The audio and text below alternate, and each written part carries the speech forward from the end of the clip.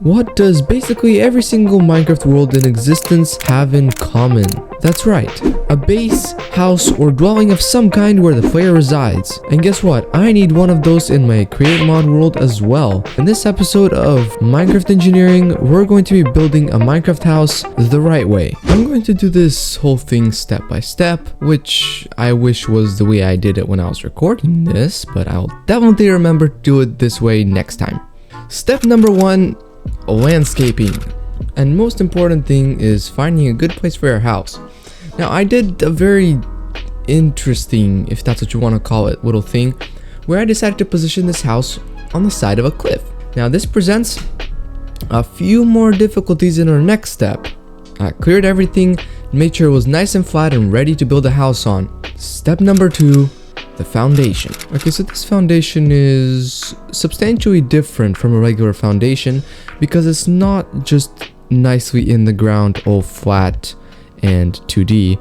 It actually involves upright supports as well, because as I mentioned earlier, this house is on the side of a cliff, meaning if you would just pour a concrete slab using scaffolding, what would happen is it just tip over right over the side of the cliff. You need a way to support that weight hanging off of the edge, and we do this using essentially a truss. Now this is the same way that a lot of big bridges do it, like the Golden Gate Bridge for example.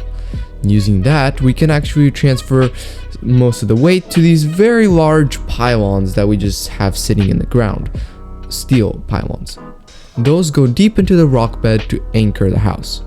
I recreated this in Minecraft using create's steel girders and used logs as a decorative way to cover up these supposed cables. Step number 3, the walls.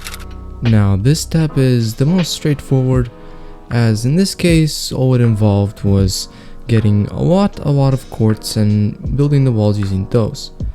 Now this would be quite unrealistic in real life, as quartz is a very dense material, so for the sake of the video we'll pretend that this quartz is just there to give the house its color. The way I made these walls was in a sort of inset pattern, where the walls were separated by a small offset from the main structure outside, giving it a sort of box in a box look.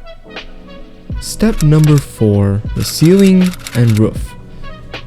This is arguably the easiest step, but it has a few complications of its own. Now, in order to support the heavy wooden roof that I wanted to put on this, remember we are going in a chronological format, so this is the type of roof people would have back in the day, which would be made out of wood, primarily. Today's roofs are also made out of wood, but they're made using lightweight trusses that don't weigh nearly as much because they just aren't as dense as just full-on wood. Essentially what I did here was first place down some beams across the walls on top that I would then mount the ceiling to. These also bear the load of the roof using, again, trusses. This overall gives us a nice wooden roof. But it's also important that we install ventilation on either end to facilitate natural ventilation throughout the home via draft.